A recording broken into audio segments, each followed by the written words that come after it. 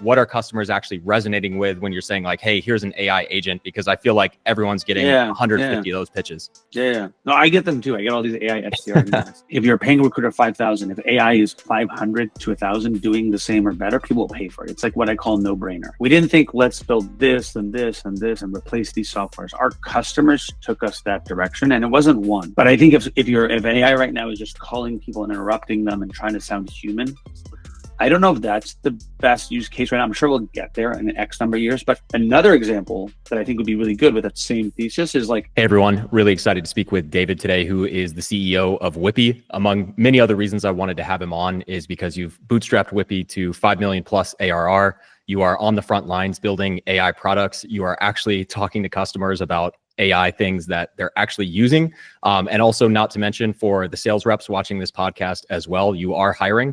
So check out, I will add links in the description to SDR, potential account executive openings in the future. David, awesome background. I know we could spend an entire episode talking about how you even got to Whippy in the first place. Feel free to share kind of how you got to Whippy, your background leading up to it, and we'll take it from there. Yeah, no, I'll give you thanks. First of all, thanks for having me, Eric. So I'll give you my background, but a shout out to someone from your boot camp who we hired recently. It's doing great, that introduced us. So to Andrew, thanks for making that introduction. So my background, I guess, is pretty interesting, and I'll try to just keep it brief here. But I grew up near LA in a suburb called Westlake Village. There wasn't that much to do, at least when I was in school there. So I started getting interested in poker and gambling and gaming, I would say, but more from a statistical point of view. And went to Cal Berkeley, and there I actually, of all the things, taught a class on statistics and probability of gaming, which was like a pass, not pass class, and it got me into poker. So after I graduated Berkeley, after a year, my only year of working a real job in finance, I actually went on to be a professional poker player. Like, took my chance, and it worked. I think I'd been studying a lot myself up until then. There wasn't as much material. And ended up, the highlight was winning the World Series of Poker in 2008, one of the main bracelets for No Limit Hold'em, and was ranked top 5 in the world in 2006. So that was like a super amazing time, and actually became friends with the owner of the Lakers, Jerry Buss at the time. He was a poker player. I used to play with him, would go to his box, Surreal. And he actually offered to write my letter of recommendation to get into business school because I told him I wanted to make a pivot and do some other stuff in my life. And so I went to the University of Chicago, and there started a company called Bloom Nation out of school. So the university had an incubator program, like their own version of Y Combinator. And Grubhub, for example, came out of that, Braintree, a lot of big companies. And so myself and 2 co-founders at the time started Bloom Nation, which was a B2C marketplace.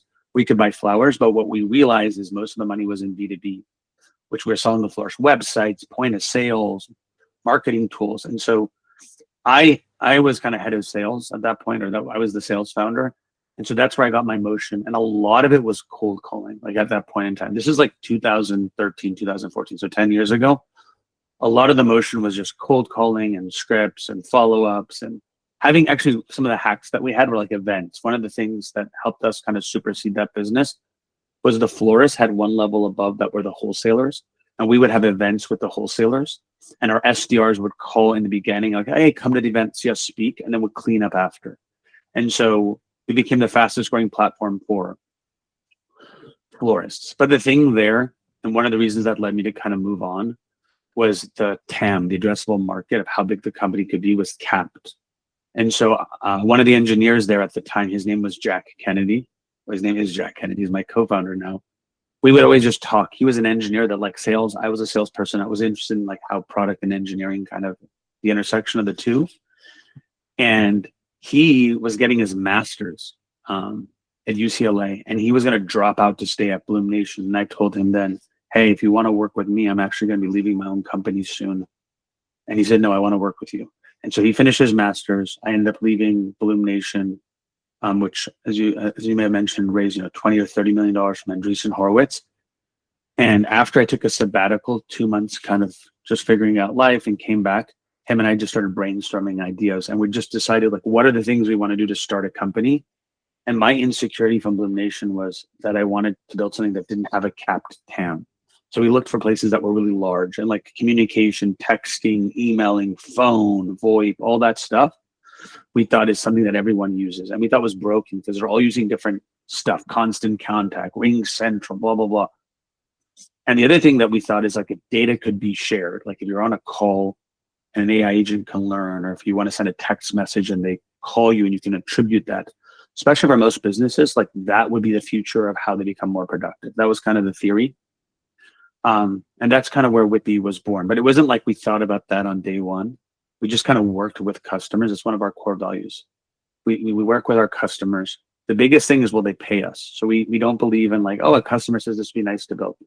Your friends tell you that's nice to build. Like that's not what an entrepreneur does. You need to get the Amex. You need to get the credit card. Will they sign a contract? Will they pay? And then Jack was really good at building things. And in the beginning, we told people we had stuff that wasn't even ready, but we just knew we could execute really quickly. We've always been like a hustler first mentality. And so we're bootstrapped. Whippy, just to give you background, SMS, email, voice, we have all the different products. Manual, like if you want to send a text and email, sequences like you do in sales. But a lot of it is partnerships with systems to do their automation and workflows through our platform. And then we have AI agents. A key example now could be voice. A lot of our customers will use it for intake. And so that was kind of where Whippy was born and kind of my background story. Yeah, that's awesome. I appreciate all that context. And I'd love to, you're 5+ or coming up on 5+ years into this now. I'd love to really peel back on when you're landing your first customers and even deciding product.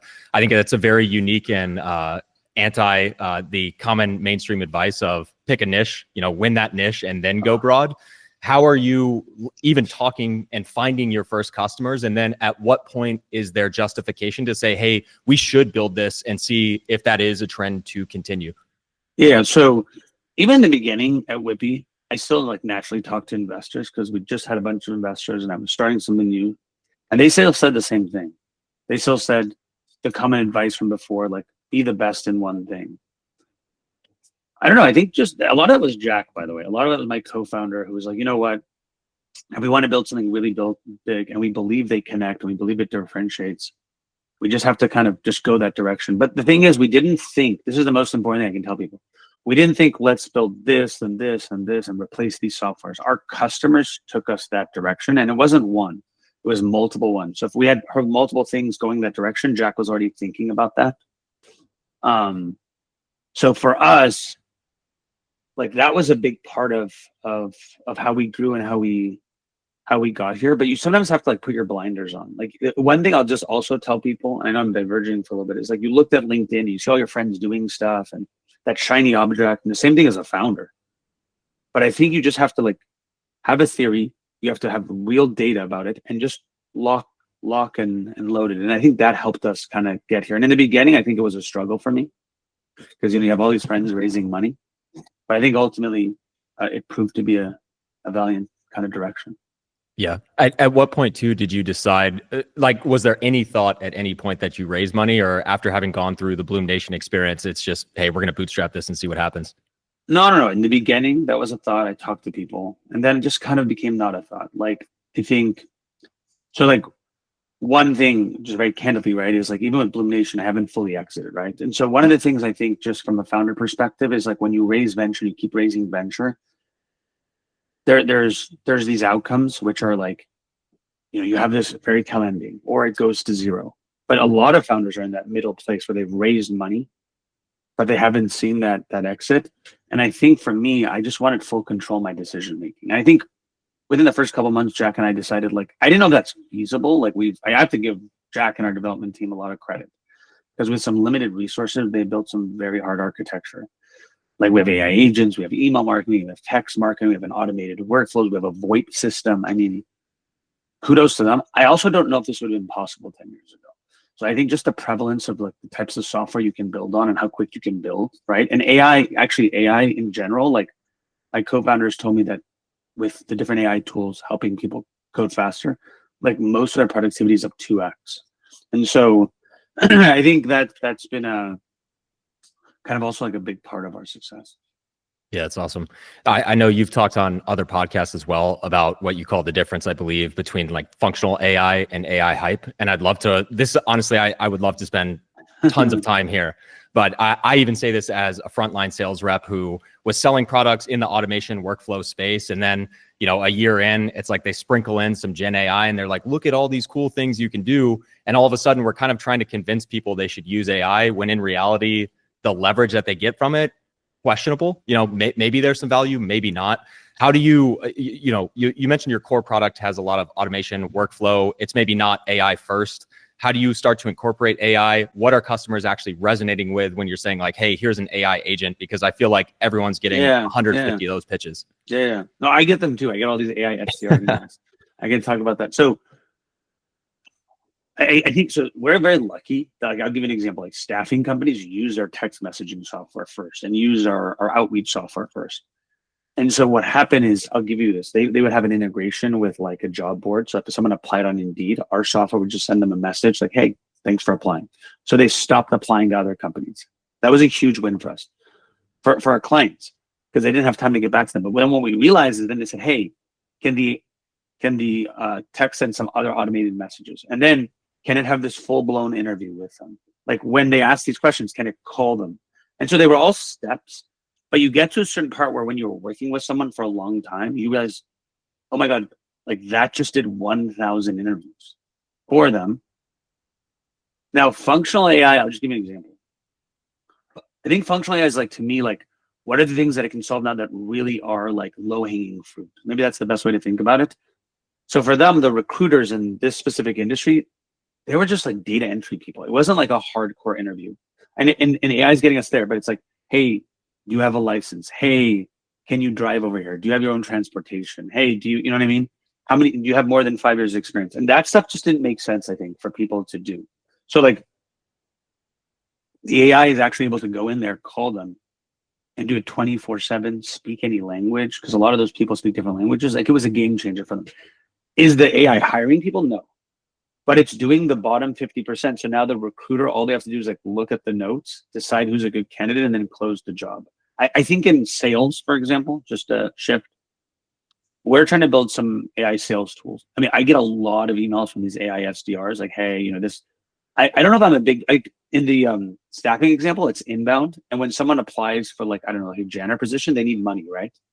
Mm-hmm. So like if an AI recruiter calls them, they're going to answer those questions. Do you see what I'm saying? Yeah.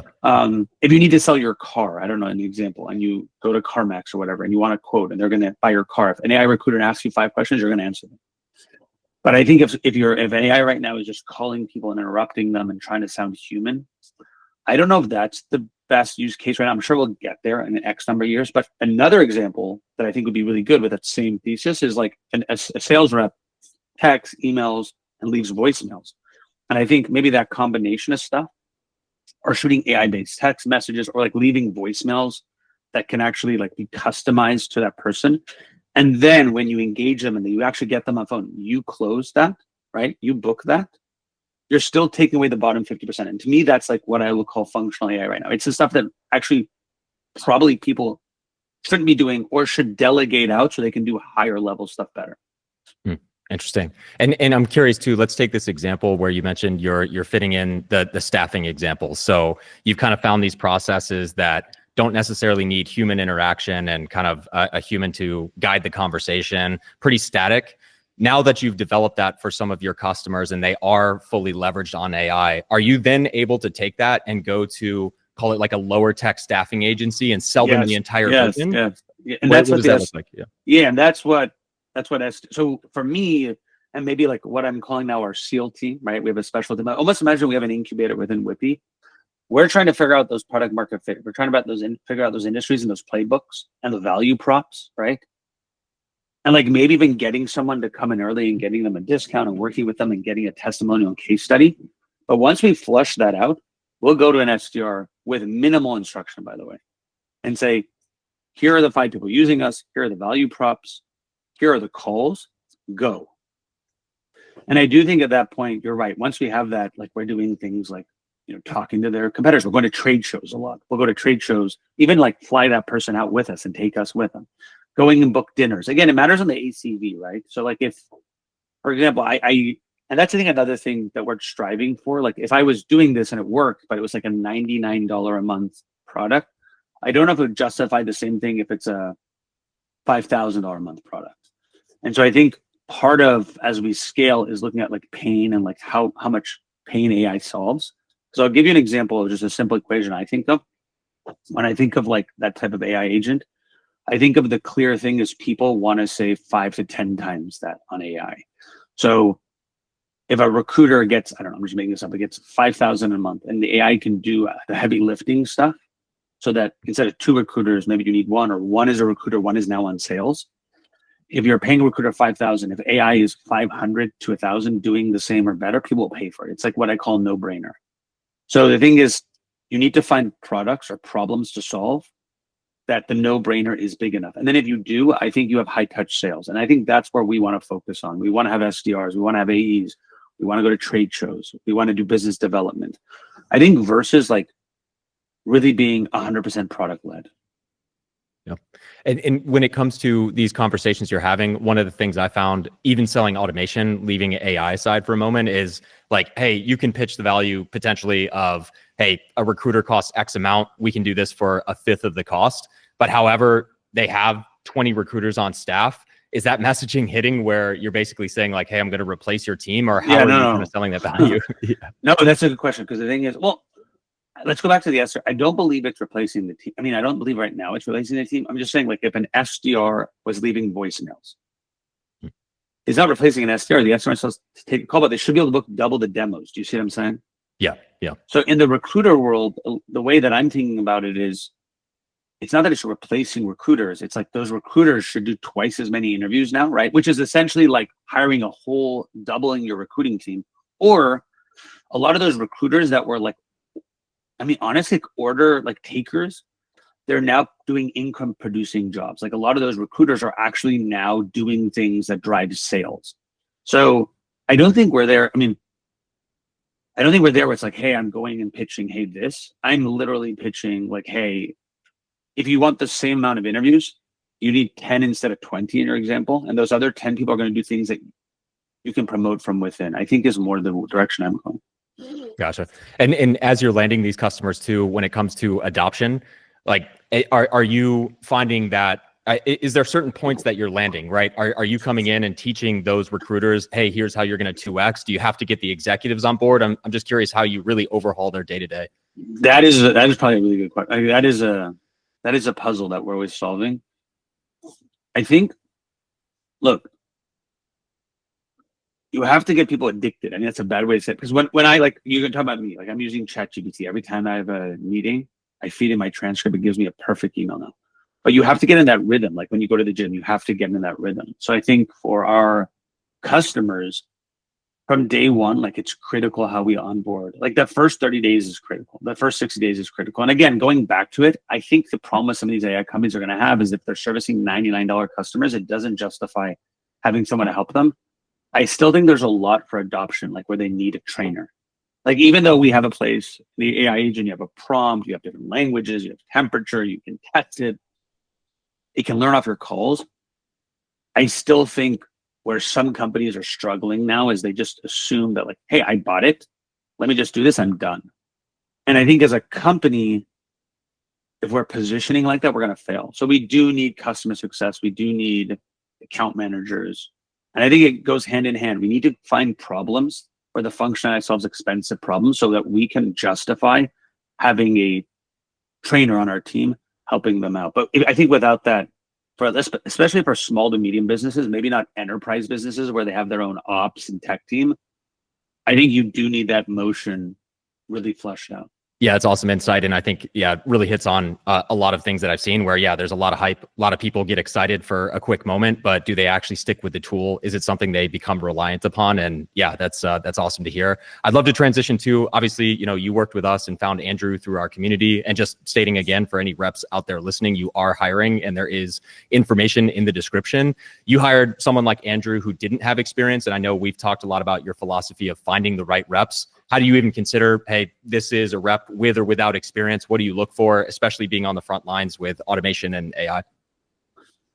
I look for hustlers. So let's just say someone doesn't have a lot of sales experience. There's a couple of things I've seen Andrew or other people do. Like a lot of them will use softwares like Apollo that are free and like get my contact information and cold call me. Because as an SDR, guess what your job is? To find information and contact people.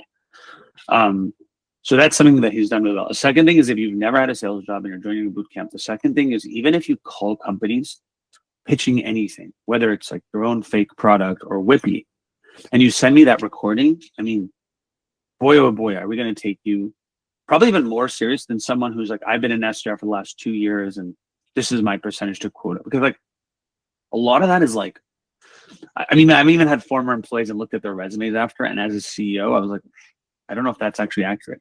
So I think it's more in the action, do you know what I mean, than the words. And I think Andrew's a great example. And I think another thing as well, just about really good SDRs, is that a company like us, we empower people to grow quickly. So we like to promote from within. You have to just show us you're willing to go outside your job responsibility. So if you want to be an SDR for life, we'd love to have you here.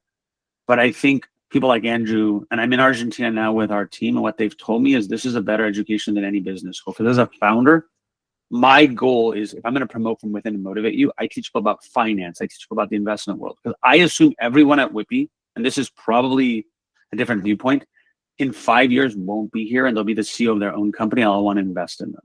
And so I'm trying to make my own incubator process, my own YC through the people that have worked here, but they work really hard. So I would say if someone's like, hey, 100% what I look for life is in balance, like maybe this is not the right fit. But I think the people that are hungry and like they want to make a lot of money and they want to be a founder one day, I wouldn't, and I went through it too. I don't know if I'd go pay 200K for business school. I'd join something like this, get close to the founder, work hard, hustle, and like, I think you're set is what I'm trying to say. And I think the other thing with people maybe like Andrew or other people that I've heard of from your program is they seize the moment. And I think too many people are in the opportunity where like they're close to a founder, they're in a good position. I just don't think they leverage it. So anyways, that was a lot, but I think from using like an SDR should be cold calling the founder. They should not just apply on the website and send a CV. Like your job is to disrupt people with good reasons and catch their attention. Like that's your job as an SDR. And I think for us, we have a path where an SDR who hits goals becomes a senior SDR, becomes an AE. They can become an AE in less than a year. Most companies, that's not the case. So I think if you're a superstar and we're lucky enough to have you, we know how lucky we are, and we're going to make sure that we make the most of those people. And the counter is, unfortunately, like my old poker, sometimes you make mistakes and sometimes you have to be quick to fold them. We're also not hesitant if we have an SDR and we just don't see the numbers or we don't see the activities, right? We've seen this a lot. We see someone that is just naturally skilled, but they're not making the activities day to day, the dials, putting them in sequences. They're not studying. They're not coming on time. Like we start early. I don't think that can be trained, is what I'm trying to say. So we have to move a different direction. So I think the one thing from a founder perspective is I just have to be quick at either elevating you or saying thank you and let me help you find a job with another person. Yeah, it's awesome. I know my past career prior to sales was in engineering, and I went to a mega corporation, and that was the death of me. So working at startups has been awesome. And I'm curious too, even just stepping back from your strategy as CEO of the company, I was in sales, a fair amount was the growth at all cost phase. I joined companies where they got, a huge round and they're going to double their sales team. Given you're bootstrapped, how do you think about hiring? When is it time to bring on new staff and elevate existing, et cetera, et cetera? Yeah. So I say that we run the company more like my dad did. So I think since it's all bootstrap, it depends on your cash flow position. So like the only way, like right now we're in a better position, like we're in a good position, even though the economy and stuff, like we're as a company, we're in a good position. So we're probably going to hire more. But I think it took a lot to get here. The short answer is this, like if we get a really large client and we build a product and there's a lot of profit from that customer, it's like poker. We're going to double down and play a bigger game. We're going to reinvest that in the company, right? We're in a situation where the company seems sound. And so we don't need to build cash flow as a protection anymore. Now we probably need to grow, not grow at all costs is I think the difference. I think we're going to grow with the right unit economics. But we've built a really good product. So I think now is a really good time to I would say take some risk. And as a founder, as a poker player, right? I've mitigated risk for this company. Why? Because my biggest job as a CEO to make sure the company's solvent and everyone's getting paid on time, even if it's bootstrap. Like and if not, I have to pay out of pocket. So like that's always been my mentality. Like as a founder, that is one of your biggest core responsibilities. So now we're in a position where I don't have to worry about that as much. and we're seeing good motion, I think it is, and we built a really good product. It is kind of the right time. But I guess to answer your question, the right time is less on like, oh my God, my venture capital said I have to go next year. I'm not going to get money. That is how it was before. And there's reasons for that. But now we kind of decide to go on our own accord. And I think now is the time where we need to press the gas. Yeah, that's awesome. I know we connected before recording this podcast too, and I think at the time you were building an internal database through kind of like a chat bot for your reps to learn. I'm curious, you mentioned some of the customer-facing AI use cases. If there's any more there, I'm definitely interested. But even internally, how are you trying to leverage AI to onboard to really streamline that process? Yeah, so like I'm in Argentina now, which is cool because our CS team is out here. And obviously I get a lot of questions. And if you go quick, you don't have a lot of managers. That's another thing about AI. Like we don't like having a lot of bureaucracy. I had to start making my own internal documentation, like every single chapter of the Whippy book. And my goal is to make a GPT where someone can go in our company, get access to GPT and ask questions like they were asking me in Jack. And I think if that's the case, like the way that I was thinking about it actually is like you're on a call and someone's like, again, it's very difficult. We have to be better at sales than everyone because we're in multiple products in multiple industries. So someone can be saying, oh, on a call, what's the difference between this product for this use case?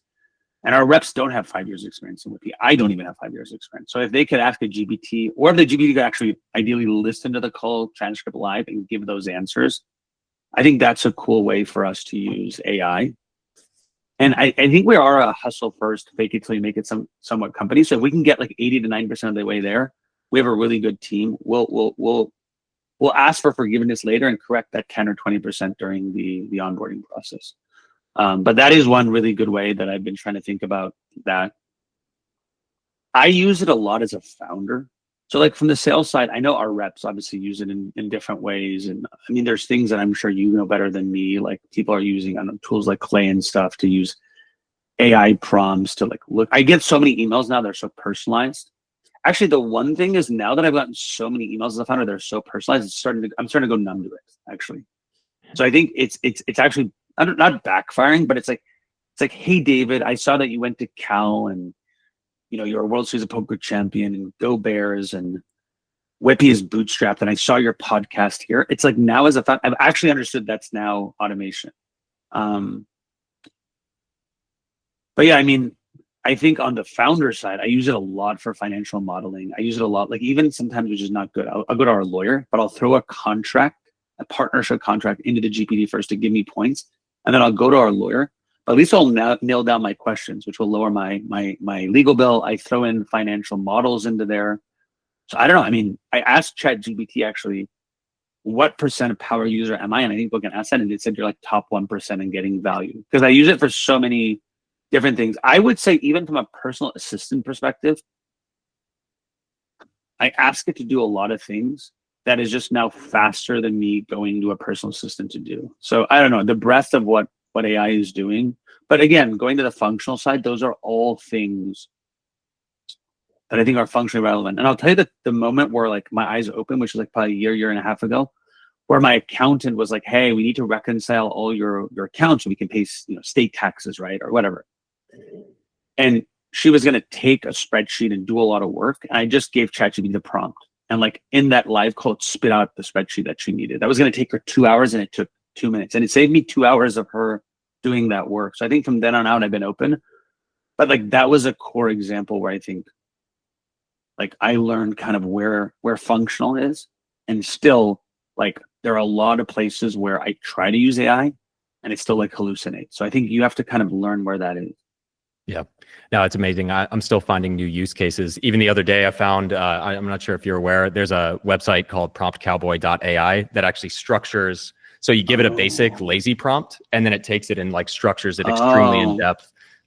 So yeah, I'm finding new cases all the time. And yeah, like I found creating custom projects and kind of isolating tasks into specific GPTs has been incredibly valuable. But nonetheless, David, I appreciate all the context here and just reiterating too, like I don't have founders on here of questionable companies. Like I'm interviewing you and promoting the job opportunities you have because Andrew's come in and already crushing it.